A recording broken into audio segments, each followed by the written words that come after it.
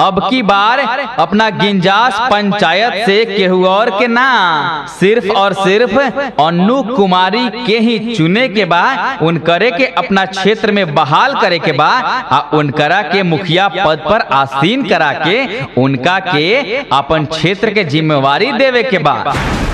तब भुलाए के नहीं खे अन्नू कुमारी के चुनाव निशान बा ढोलक छाप, जे की क्रम संख्या 2 पर अंकित बा।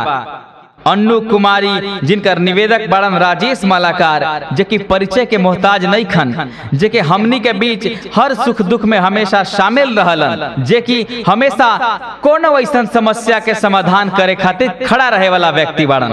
तो चली मतदाता साथी राजेश मालाकार के साथ अब की बार अन्नू कुमारी के चुनाव निशान ढोलक छाप पर बटन दबा के उनका के भारी से भारी बहुमत से मुखिया बनाई।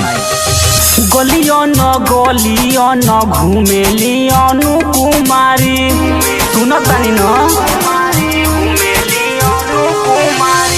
गलियो न घुमेली अन्नू कुमारी, हाथ जोड़ी सभा का दुआरी जी, ए जी हाथ जोड़ी सभा का दुआरी जी। इनका के अबकी मुखिया बनई हो, इनका के अबकी मुखिया बनई हो, गौआ के सुनी नर नारी जी, ए जी गौआ के सुनी नर नारी जी, ए जी वोट मांगे अइली अन्नू कुमारी जी। ग्राम पंचायत राज गिंजास की जनता जिंदाबाद, अन्नू कुमारी जिंदाबाद, राजेश मालाकार जिंदाबाद, ढोलक छाप जिंदाबाद। बड़ी रे उम्मीद लेके मंगतारी भोटावा हो, सबका से मांगस आशीर्वाद जी, सबका से मांगस आशीर्वाद जी। बड़ी रे उम्मीद लेके मंगतारी भोटावा हो, सबका से मांगस आशीर्वाद जी। नहीं के अबकी विजयी बनई हो, इतने बायर जी हमार जी, ए जी इतने बायर जी हमार जी। गलियो न घुमेली अन्नू कुमारी, गलियो न घुमेली अन्नू कुमारी, हाथ जोड़ी सभा का दुआरी जी। ग्राम पंचायत राज गिंजास की जनता जिंदाबाद, अन्नू कुमारी जिंदाबाद, राजेश मालाकार जिंदाबाद, ढोलक छाप जिंदाबाद।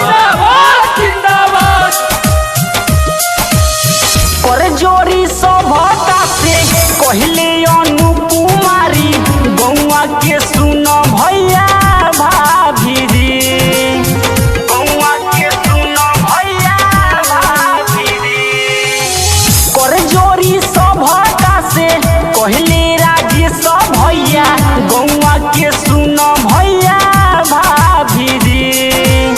मेहनत के सब दुखावा मिटई है हो, खुशी से लोग सब झूमी जी, ए जी ढोलक छाप पर बटन दबई हो, ढोलक छाप पर बटन दबई हो, उन्हीं के विजयी बनई हो।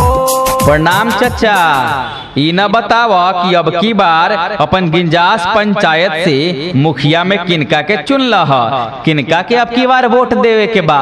अरे बउआ, अब की बार अपन गिंजास पंचायत से एके गो मुखिया पद के प्रत्याशी ऐसन बाड़ी जे मुखिया के लायक बाड़ीन, उ बाड़ीन अन्नू कुमारी, आ उनकर चुनाव निशान बा ढोलक छाप। आए ढोलक छाप, हाय बउआ ढोलक छाप।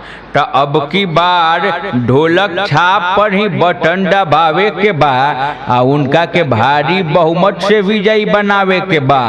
अन्नू कुमारी, जिनकर निवेदक बारन राजेश मलाकार। बड़ा बढ़िया आदमी हवन, समाज सेवी बारन। ओहो।